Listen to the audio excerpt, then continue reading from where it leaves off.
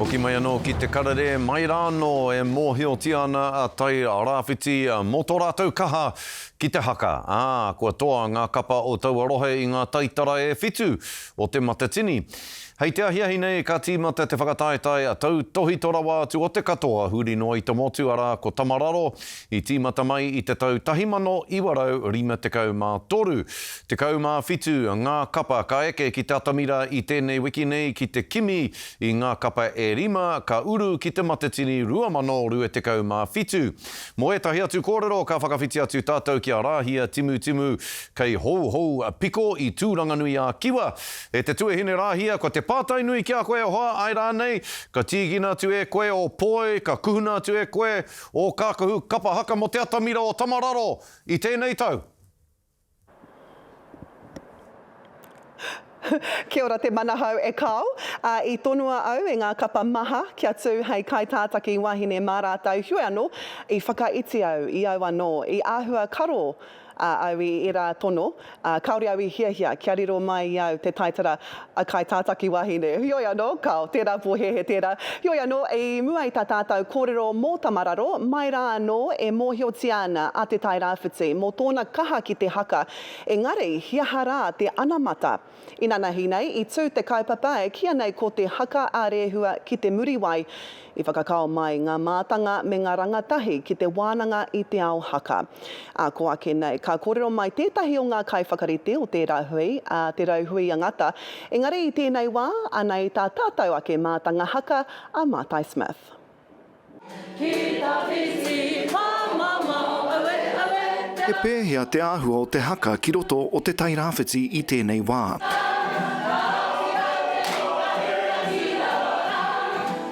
Nei rā te kaupapa i wānanga hia, i ketu hia e ngā iho pūmanawa, i whakakāo atu ki te pai kōrero o te Haka a Rēhua.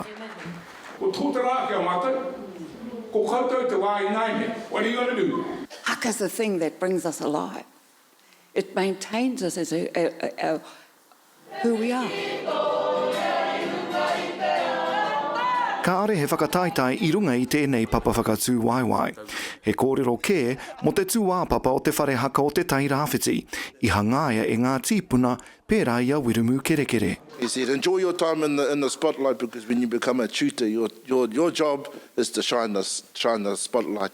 The job of your group is to stand in it. Ko Māui tētahi pou o te wānanga kōrero. He hanga āhuatanga ōna hei whai mā te kaihaka. What excellence are we talking about? Te toi o ngā rangi. Te toi o ngā rangi, ko tētahi toi tērā, we te wahe, tī toi noiha. Ara noa atu ngā wero i whakatakatohia ki te mininga. He kaihaka, he kaitito, he kaiako. Kaere tahe a te Matatini, te tautoko i o mātou marae. He kaupapa anō whakataetai. No te hunga haere te whiwhi i te taenga mai o ngā hoa haka no mā tātua. What happens when your teacher Haka, you be the leader? So I stand in front. And I'm watching, hey, ka te mātaki nā wāhine, Haka nei, poi anei, wai tāna, like, hey, you fellas are boring.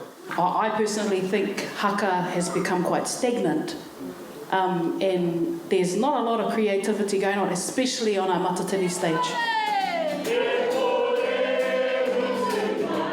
Ko te manako ka kitea te hua o ngā kurahuna i whakatōkea e te wānanga nei, kia kitea whānuitia i roto i ngā mahi a hine a Rēhia me tāne rore huri i te Tairāwhiti.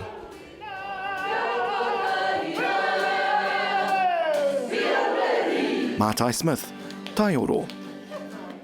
Ana i tēnei wā, kua hono mai tētahi o ngā kaiwhakarite o te rāhui a te rauhui angata. Tēnā koe. Tēnā koe. Kei te aha. Pēnei pēnā. Ka pai tērā. Pātai tuatahi, takurongo kua roa a te Tairāwhiti e hiahia ana ki te whakatū hui pērā. E kōrero ana mō tōna anamata. I tuktuki rānei te hoira i tā te komiti whakahaere pirangi ai. I tino tutuki, me te mea hoki ki tahu nei mōhio koe nei pia tētahi te wā tuatahi ko tūhui pēnei. Ki konei, kua roa, nau tonu te kōrero, kua roa mātau e hihia tētai ahotanga pēnei. So, te take i tū, ko tutuki. Pai tērā. He hai etahi o ngā tino kōrero i puta. Hika mā, ko e tei kāre pai mo te kāmera. Hoi anō, ko te kōrero nui pia, ko te whakamaumahara i a mātou te Tairāwhiti, kia Tairāwhiti tonu, aha kua kihia, aha kua pēhia.